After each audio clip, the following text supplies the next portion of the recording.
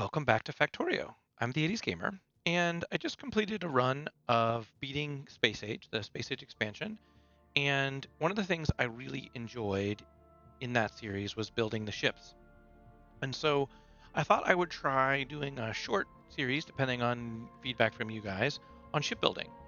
And this can be my goal would be that it's for all levels. So not just folks who have played, but folks who are interested in playing, folks who are playing and maybe want to share ideas on ships and that sort of thing. In my playthrough, which I don't want to, it's 60 episodes. You don't have to watch the whole thing. There is some shipbuilding, and we will talk about those ships and reference those ships in the series. But I'd like this to sort of stand alone. Although I am going to use the save file from that series just because it has everything ready to go. Maybe later, if you guys want, we could start a new game and work our way up to space so that we could try some things without any bonuses. Because the reality is that this game does have some bonuses, which does have impact on space. For example, we have damage and shooting speed increases, which has a major effect on our ability, the number of turrets and stuff that we need. Same stuff here. We have rocket damage and shooting speed bonuses, which also has a pretty big impact on what it's like to be here in in space.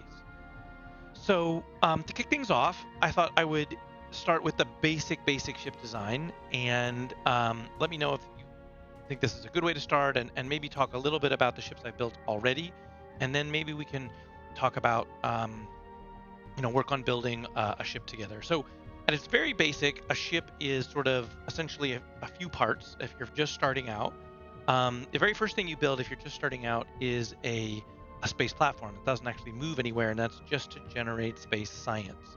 So you are probably familiar with the idea of the asteroid grabber arms that go out and grab asteroids. You're familiar with the crusher, which turns those asteroid chunks into usable things. And then you're used to putting down some solar panels to get yourself some energy, and chemical plants. I think you need chemical plants to build space science, right? No, because you just need ice. So you don't need chemical plants at all to build space science. But to move, we need three sort of liquids. So we need water, and we use that water to make the thruster oxidizer and the thruster fuel. So both of those get fed into an engine, and then you can go someplace. So that's the basics of a ship design. You're going to collect resources, you're going to process them, you may or may not store them in the hub, and you have to power this whole thing. And the power has an impact on where your ship is going. So let's bring up the star map for a minute. So we all start on Novice, and Novice is sort of the second planet from the sun. So it's got sort of regular, if I hover it, I think we get it. Yeah. Solar power, sort of 100%. So when you're sitting in the atmosphere, you're getting 100% sort of 1x solar power, and there is a day-night cycle. If your ship is going to Fulgora, you'll see that solar power drops down to 20%. So you're going to get a lot less solar power in orbit. And if you go to Vulcanus, if your ship is going to Vulcanus, you'll see you get a big, huge boost because, of course, it's the closest planet to the sun. And Gleba sits somewhere in the middle, right? It's less solar, but not none. Novice is also, I would say, the best place to build a ship. What ship is here in orbit so I can show you guys? My space science platform. Let's go there. So in all of the other orbits, you have to deal with asteroids. So these bigger asteroid chunks that have to be shot down. And this is, you don't have to deal with that at all on Novice. So when you're first learning to build your ships, the challenge can be that getting turrets and ammunition into orbit to keep your spaceship that you're trying to build together functional is not really, I don't think that's a fun or engaging or interesting challenge. So I personally believe you should build all of your ships on Novice, and then if there's parts and pieces that you want to build on other places, drive them there. Because it really only takes these sort of basic gun turrets with some basic ammunition to be able to get to all of the inner planets. So no big deal there. All right, let's go back to shipbuilding 101. So now that we've sort of talked about the basic shipbuilding, I'm going to give you a quick tour of my evolution. So I started out going to Fulgora. I went to Fulgora in my series first because I wanted the mech suit, which makes Volcanus very easy. Or not very easy, but much easier. So if you want to see more about that playthrough, again, I will try to remember to link in the description a link to my playthrough, or you can just find it on my channel. But if the order that I did the planets, I would highly recommend is Fulgora, Volcanus, Gleba. Um, First ship was very basic. So basically, we have a little ammo producer. Because launching ammo into space is prohibitively expensive. You can only launch, I think, 50 sort of whatever cases in a rocket, and you go through them pretty quickly. So producing it, we're grabbing some, we're grabbing some asteroids, and I'm using filters to sort of keep track of it. So I'm basically there's no storage chests in space, so you have a few places that you can store things. You can store stuff on a belt, like we're doing here with this belt of ammunition. You can store asteroid chunks in the arms themselves on a sushi belt, which is that's the name for a belt that has more than one thing on it, something you might not have done in your factory. And you can store them in the hub. And the hub has a limited amount of space itself, but then you can add on these cargo bays. You can see I've got 10 cargo bays kind of in a wraparound design here that is keeping stuff going. Ooh, that gets quite close. Cool. Not even sure what turret protected that. Not this guy. Who fired on that? This guy. Interesting. But hey, it worked. No problem. Um, so yeah, this was my initial design. I used tanks, a couple tanks to buffer my oxidizer and my fuel, and then a couple tanks of water. Uh, in general, ice and water is very hard to get on novice, but once you start moving, it is not. Um, so two tanks is certainly not necessary. One is more than enough. You can use circuit logic to even not fill it if you wanted, for sure. But the tanks for fuel can help. I have not yet, maybe in this series, built a ship that doesn't need fuel. I would like to try actually to build a ship that doesn't need buffer tanks for this. That would be super interesting to see if we could build one that is completely self-sufficient. Now this ship, um, the engines have an interesting design, something that we should work on. You can flow through in a particular direction. This port here and this port here is a flow through port. So this blue fluid is flowing, the oxidizer is flowing in this port and is actually flowing out over here on this part into this engine. So this engine has oxidizer. What it doesn't have is fuel, because I didn't recognize that the fuel port is down here. So the flow through port for fuel is on the other side. So this one has fuel but no oxidizer. This would be a super easy fix. I could just attach a pipe here and here, uh, but I don't actually know if this ship would work because it would travel much faster with 3 engines than one. You can also see I used walls on this early design. Um, that was from copying other people. Walls are a waste of resources. Don't do it. I haven't taken them away, but future designs, I did not use them. The second ship I built was to Volcanus, and you can see I extended the cargo base because I wanted more storage. Somewhat similar design here in the back. We are actually plugging in still 3 engines. We are plugging them all in. Um, Less solar panels, or there's more, but it doesn't matter because Volcanus, this ship just goes back and forth to Volcanus in general and doesn't need the power. Although right now it's sitting at Glebo where it probably could use it. Blue undergrounds are enough to pass underneath 2 storage things, so that's important to know. I'm using red belts because I don't really have any need for that otherwise, but generally the same design as before. We're basically using a sushi belt to pull off into grinders and stuffing the stuff we need back onto the belt, or that where it goes, and the stuff we don't need back onto the belt. Slightly improved ammo design, making more ammo. One ammo maker was not enough, so using 2. Obviously, you can see more arms.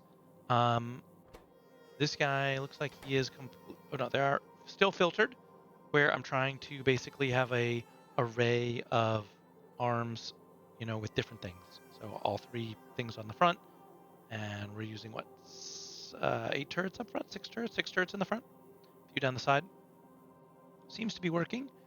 one asteroid collector is easily able to create all of the stuff we need here for this, and the 12 creates a ton of storage, which we needed for this ship. So very cool. This is the end, I think, of what I would call my sloop design. No, Gleba has it as well. So same design for going back and forth between Novice and Gleba.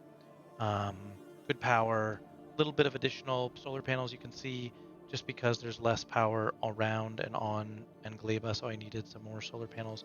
Interestingly, it looks like I'm only using Gen 1 solar panels, even though I have sort of the uncommon, the high quality. I could have used higher quality ones if I'd wanted to, but we're not.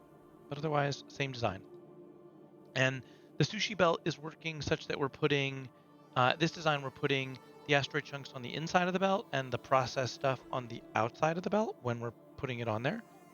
And I don't actually even think we're putting process things on the sushi belt at all. So we're only using one side of the belt period to get everything around. And it goes through, down and around to sort of process the ice. And we're passing ammo through the main buffer to allow us to store ammunition as the buffer. So this arm right here basically says, hey, if there's less than 4,000 ammunition, load it, otherwise don't. And there you go. And then we unload it on the back half. Pretty straightforward. And yeah, how are we keeping? Let's see, how are we keeping this?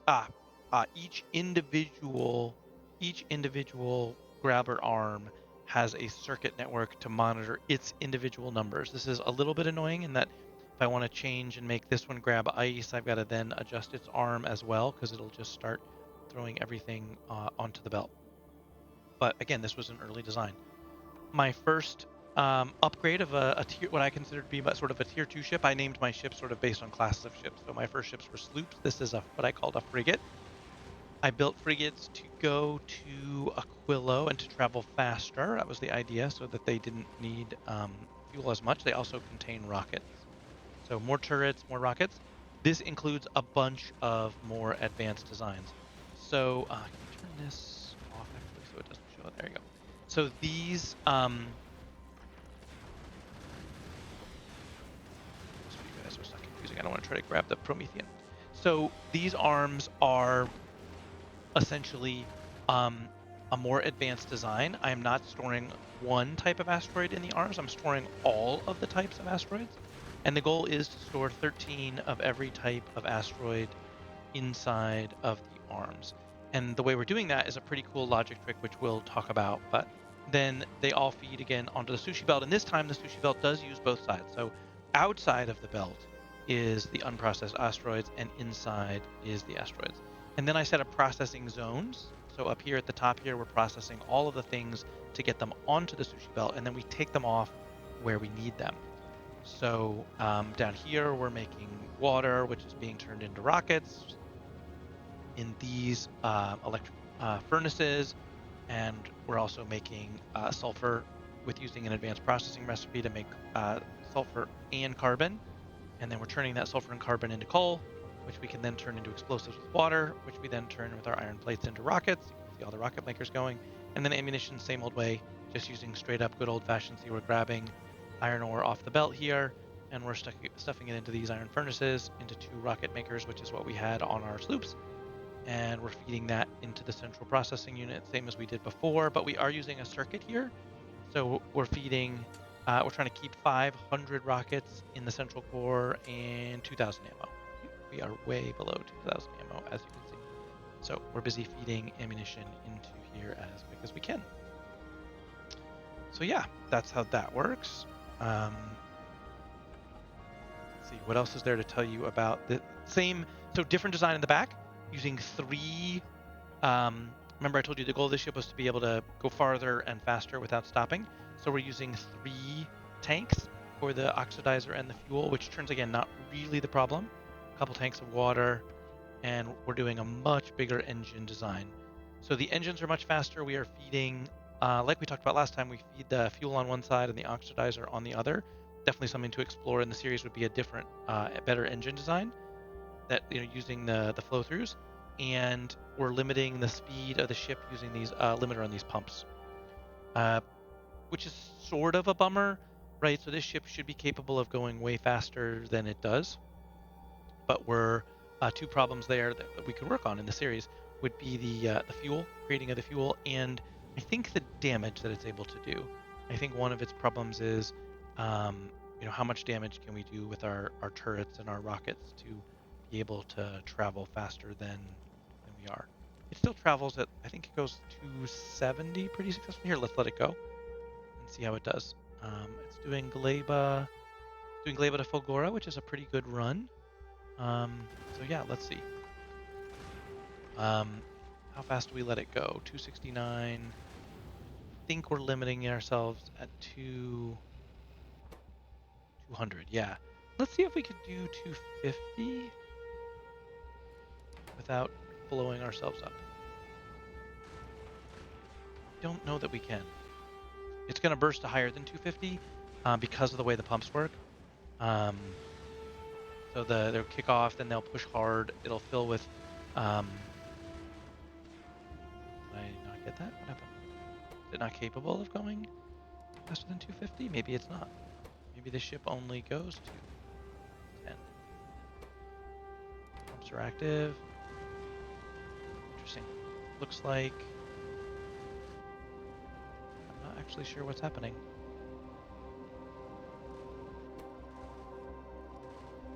It's going full speed. We have plenty of fuel. I don't know why we didn't achieve faster than 210, but we did manage to do it. So, I guess we'll keep it as is and see how we go.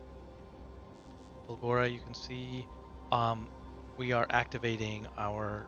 This ship. This design does not have good power, so not enough panels. I think we are.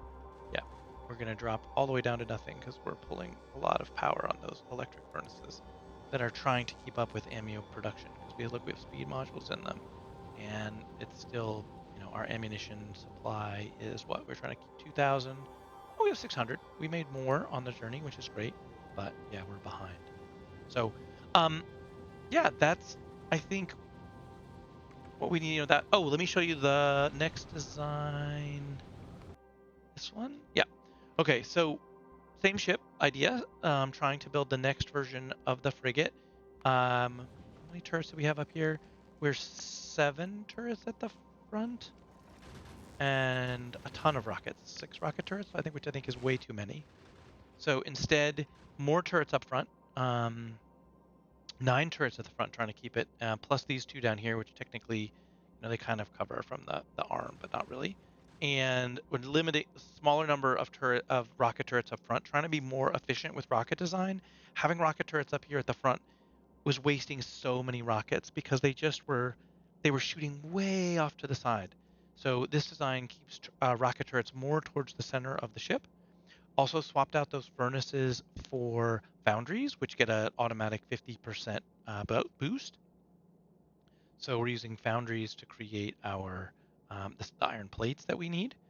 And these foundries still have uh, four explosive makers going into 4 rocket makers. That's a perfect ratio.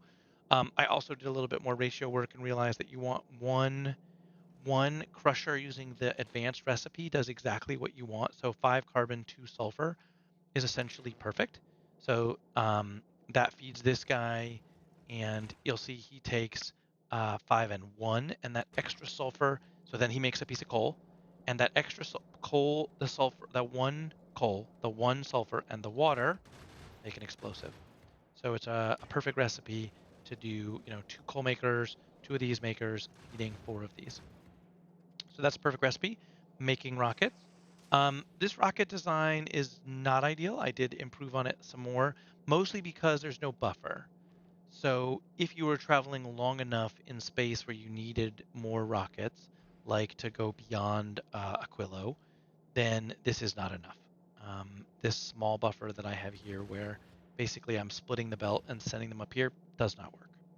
So that needs to be improved if you're going to try to send it.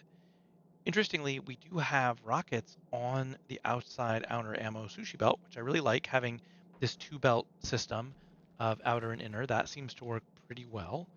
And keeping turrets on the outside as much as possible. So their coverage, you want gun turrets as far out as you can get them. But yeah, we're pulling the rockets in and easily storing our 500 or whatever, which is important because again, we're not. This belt is not passing through. Would be. We actually have space here to run it down. Originally, at one time, I had thought I would put arms down here, but there's really no need to do that. So yeah, we're passing it through, recreating the sushi belt for good or for bad by using two of our precious slots here, and yeah, then that comes down and that feeds all of the rear defenses. Rear defenses are less important depending on how long you're going to sit in one place. So if you sit at a long time like this at Gleba, you can see this rocket. You do have larger asteroids coming in from the side, not just from the front. When you're moving, they basically only come in from the front.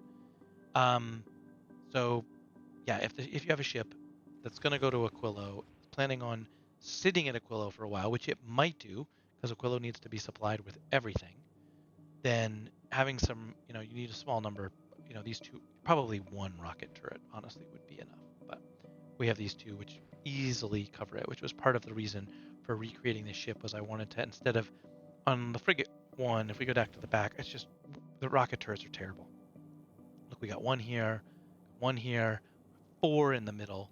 I mean, the ship would be being destroyed essentially before these turrets would ever really activate. So yeah, way too many rocket turrets for what we're shooting, for what we're using. I have so far only experimented with using rockets to shoot the bigger stuff, not turning on rockets to shoot at smaller stuff. Um, there would be, there could be an argument that we could turn off, unlisted targets here, which would allow it to fire at basically anything. But look, it's shooting stuff that would never even hit us. So yeah, why? I mean, then you use more rockets than you use ammo. Now this ship does something a little bit clever where the um, basically the iron plates get used up, but we split them off. So we prioritize feeding iron plates into making rockets, but when they're not being used into making rockets, we actually reuse them down here into the 4 ammo makers to try to make sure that these guys always have enough um, ammunition to make bullets. Now, our bonuses allow us to use yellow ammunition. That's an interesting question. Could you make a ship to make red ammo? You could. It is possible to do copper in space. I think I also did an update on this design where basically, um, if if the rocket makers are not using iron plates and they're backing up, I am taking the iron plates off the line here. Again, there's a little bit of logic to make sure that it's backed up to this point, and then we're feeding those iron plates back down into a lower belt to give these ammo makers more plates to try to allow them to make more. But we're still not making red. One thing that version 2 doesn't experiment with that I would like to experiment in the series would be with making red rockets. So a red rocket is made with, which is an explosive rocket, is just with explosives. So we do have explosives here. Um, could we loop them around again, essentially? So is there a way that we could, um, the crafting time on what's the crafting time on those guys? This is a 4-second craft.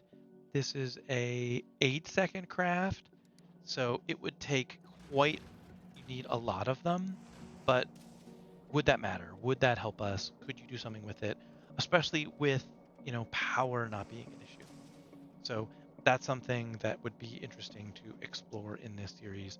Also would be how much better are red rockets? Do you guys know? I'm using essentially only yellow, and I used yellow in my escape ship. So I'll show you that really quick, which is essentially a modified version of the V2 frigate. So, um, same deal, using the same stuff for producing ammunition, but the escape ship, to get beyond Aquila, you have to deal with huge asteroids, which means you need to use rail guns.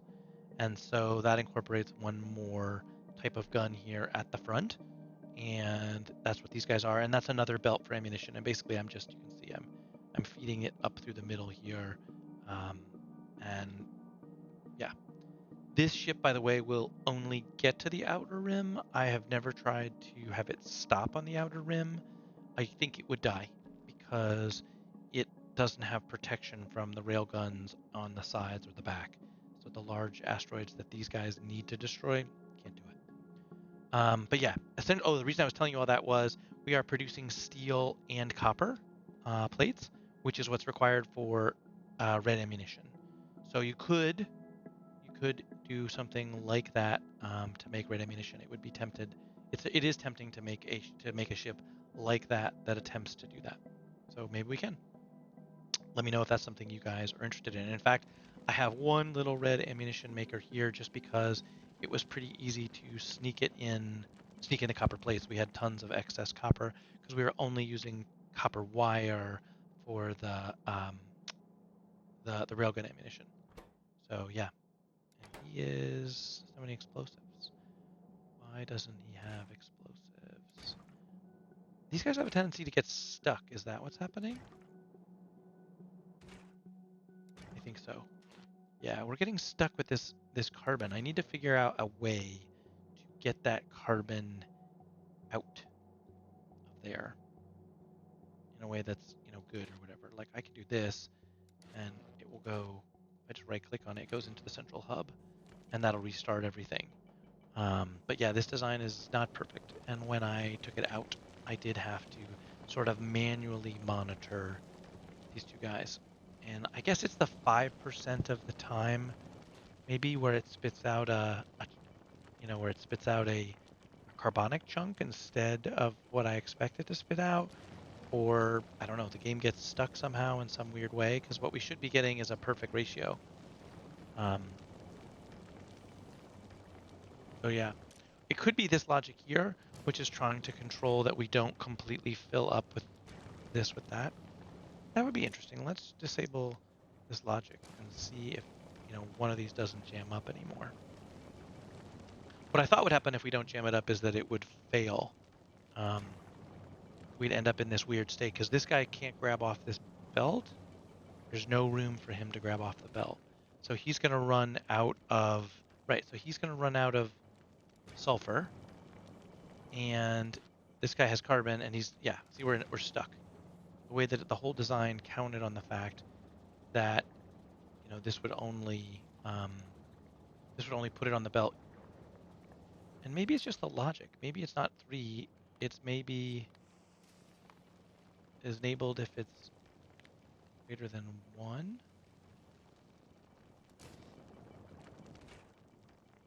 Empty him and see if that works.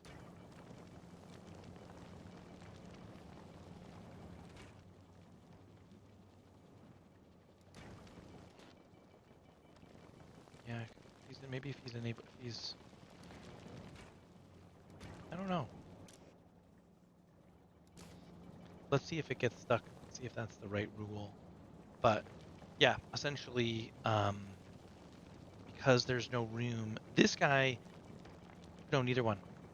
The way it's built, I didn't think about it. I'd have to move them. I'd have to make an extra space right here if I wanted to try to fix this ship for that. Okay, so yeah, that is basically the idea of the series is to try to build the next class of ship. So yeah, I think we should start. And the first thing that I want to do is, can I get rid of all this and those? And I think the next thing I have wanted to try for a while is, rather than putting all of these on one side, I want to try having them here. How many is that? That's 9, 12, right? 6 and 6. That's 12. Okay, cool. And let's work on designing the better engine design than the one that I have been using. Because I've been feeding them in from the side, but there's got to be a better, more tileable design. Let's see if we can figure that out first. So if I want them to be next to each other like this, I need to cross I need to cross these two. So one way to do a cross... Let's see.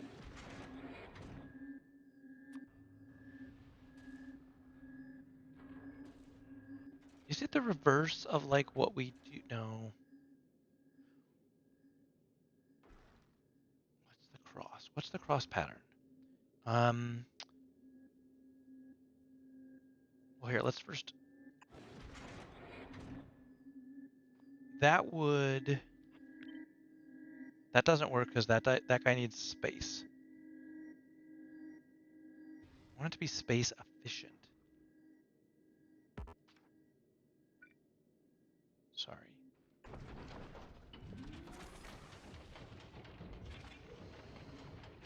Oh yeah, I want it to be space efficient. That's so much space in between the two.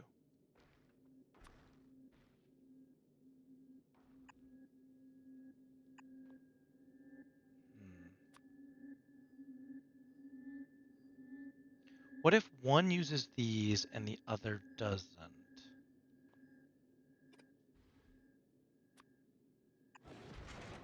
So if he goes like that, can this guy... No, he can't go... It's got to be at least here, I think.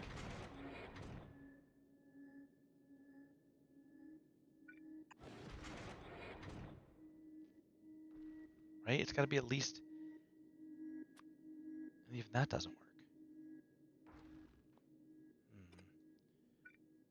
That goes there, that doesn't work.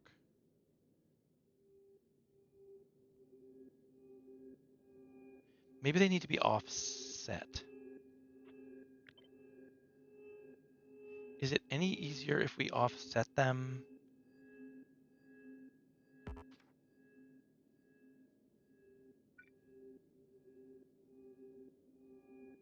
Can we do something like that?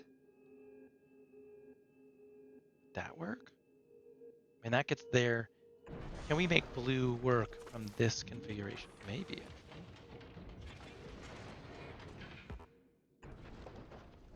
Maybe.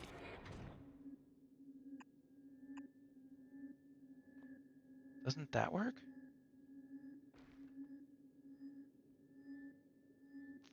Is this the magic right here? If we put that here...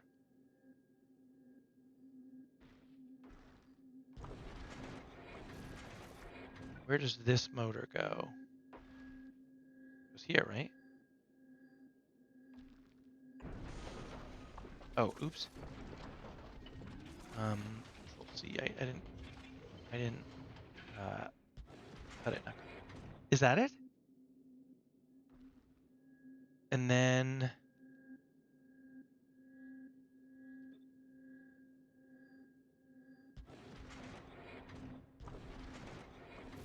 we do this.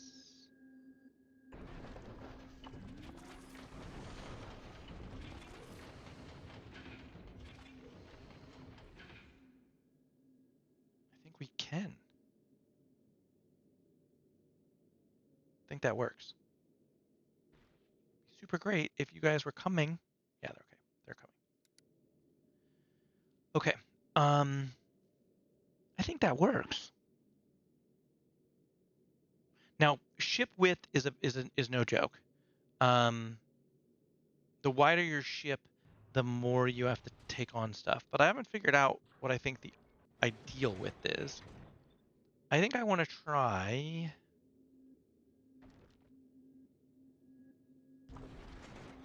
Go a little bit wider. That's what I want to try. That's what I was going to say.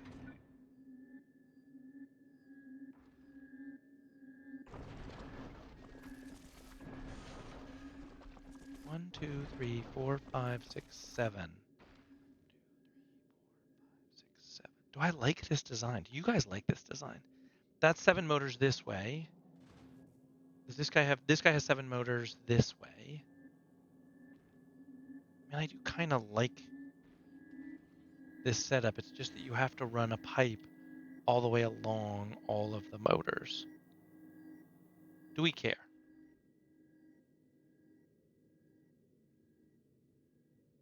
Unclear.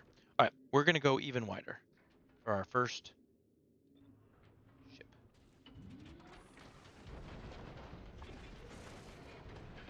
Because I am interested in building up, not down.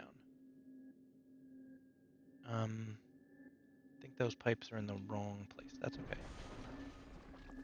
So let's just deconstruct these guys here, here, and repaste here, there. Okay,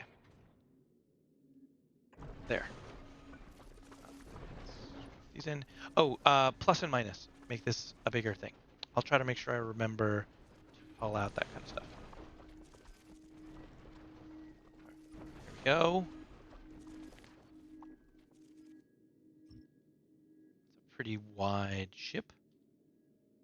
I'm down with it, I think. Um,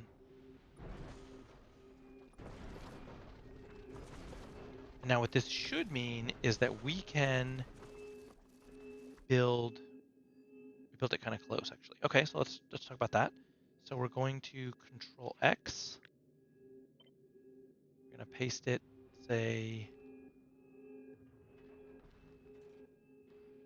give ourselves some more room. It's going to complain, by the way.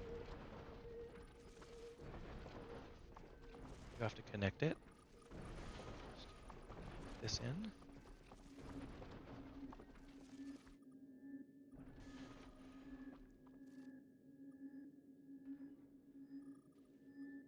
There.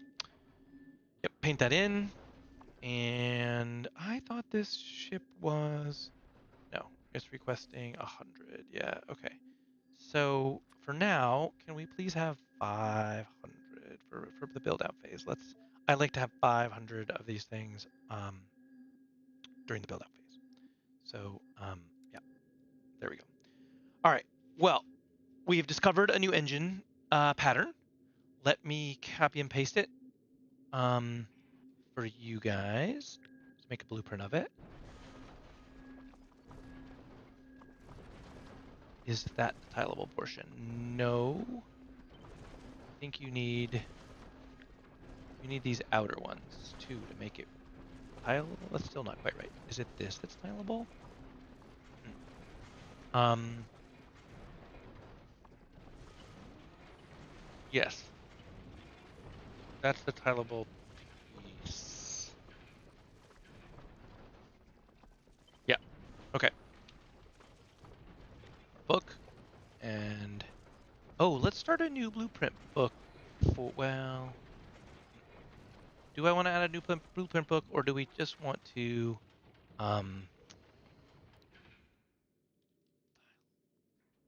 uh engine tiles? Um, yeah. Do we want to start a new blueprint book, or do we want to um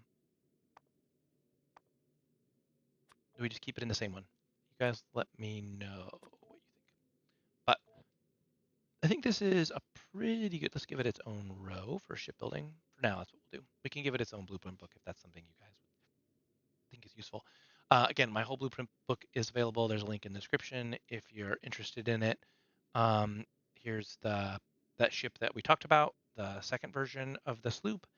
Here's frigate version 1. I think it's been updated with the new. Yep, it has with the change for the ammunition. Here's frigate version 2 using foundries. I have not blueprinted the escape ship. Oh, well, let's do that for you guys, just in case you want it. So yeah, it's there's some bugs on it, like it's not final, but I will blueprint it in case anybody wants it. So it is possible. Yep. Let's escape ship V1. No, you should be. See, I usually use a um, starter, one of these, and thrusters. Actually, let's not use thrusters. Let's make it clear that this is a. Let's use railguns. I wonder if people will know what the railguns are even.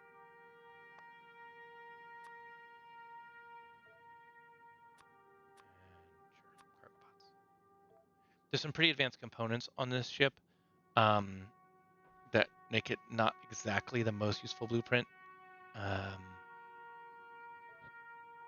so, I mean, it'll get you there. If you watch my series and you were like, oh, why didn't he provide that in the book? Thanks for coming and trying out this series, and now it's here. Um, but yeah, there's some pretty, like, there's a legendary laser turret here that is probably, may or may not be where you are. And there's a fair number of other sort of high quality stuff. I don't know. Well, they were what took us there. So again, if you watch the series, you can watch the last couple episodes if you want to see how that all worked out. But yeah, probably that's because of this design. And so it would be nice maybe in this series, if you guys are interested and you're enjoying it, to try to design a ship that doesn't quite require some of the same shenanigans. And that might involve things like better rockets and better ammunition. So have a great day. Thank you so much for watching. Um, yeah, let's build a better ship. We've got our first start on the turrets. And yeah, maybe this can be the one that we design to do that. Let's see, maybe that's the first ship we should try to design. Is I would like a ship that doesn't need to stop, can visit all the planets, solar powered. That's the other thing about the escape ship, which again, if you haven't watched the other series, it is not solar powered. It is nuclear fusion powered. So yeah, pretty late. It's definitely a super late game ship. But I would like to sort of help folks who are just starting out and want to know how to build a basic ship. Let's do that. So yeah, that's the goal. Have a great day, and please like, subscribe. Tell me if you're interested in this turning into a series. I would like to know. And see you guys in the next one.